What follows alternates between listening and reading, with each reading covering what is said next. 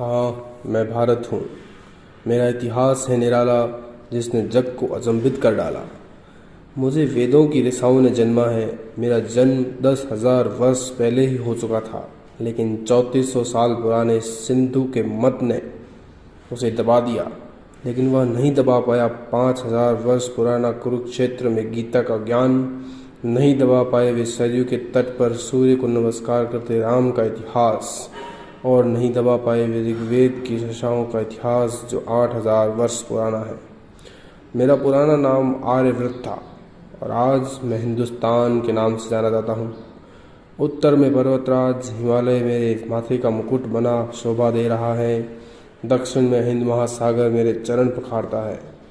पूर्व में सोने का देश बंगाल व पश्चिम में सोमनाथ का मंदिर है। लेकिन अभी जो मानचित्र में मेरी स्थिति है, वैसी बिल्कुल नहीं थी। ये मेरे बचपन की तस्वीर। मैं अखंड था और इसकी शुरुआत तक्षशिला में जन्मे मेरे पुत्र ने अपनी शिखा खोल कर की थी। उसकी नीति ने मेरे सारे टुकड़ों को एक ध्वजा तले समेट लिया। इससे पहले मैं अनेकों टुकड़ों में कटा था, जनपदों महापदों में बटा था। अब मेरा विस्तार होने लगा था। चाणक्य और चंद्रगुप्त ने मुझे बिहार से बलूचिस्तान व कश्मीर से गांधार तक फैला दिया था। मैं अपनी भुजाओं को यूं फैलता देख प्रसन्न हो रहा था। इसी क्रम में आगे बढ़ते हुए अशोक ने मेरी सीमाएं तक्षशिला से ईरान तक खींच दी। मैं अब पूरे विश्व का गुरु बनने लगा। मेरे हाथों में चमकती तलवारों की शिक्षा व हृदय से बुद्ध व महावीर की वाणी पूरे विश्व में गूंज रही थी। मैं वैभव और संपदा के शिखर पर जा पहुंचा। यहीं से सोने की चिड़िया के नाम से मैं विख्यात हुआ। मेरा नाम पूरे विश्व में चमक रहा था और यही चमक दूर बैठे देशों के लुटेरों को लुभाने लगी।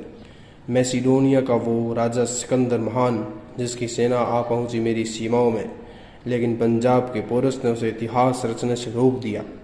यूनानी इतिहासकार लिखते हैं कि मैं हार गया, लेकिन अफसोस मेरे इतिहासकारों ने इस पर सवाल नहीं उठाए। यदि मैं हारा तो सिकंदर खाली हाथ, लेकिन सिकंदर आखिरी नहीं था। इसके बाद अरब, मुगल, तैमूर, तुर्क और मंगोल घोड़ों पर धूल उड़ाते आए और मेरे मंदिरों का सोना चुरा ले गए। वह मेरे ग्रंथ जला दिए, मेरा इतिहास छिन्न भिन्न कर डाला। परंतु विश्व बंधुत्व का आदर्श छाया रहा मुझ पर। मैं अतिथि देवो भव के गीत गाता रहा और इसी का फायदा 7 समुंदर पार से आए अंग्रेजी सौदागरों ने उठाया।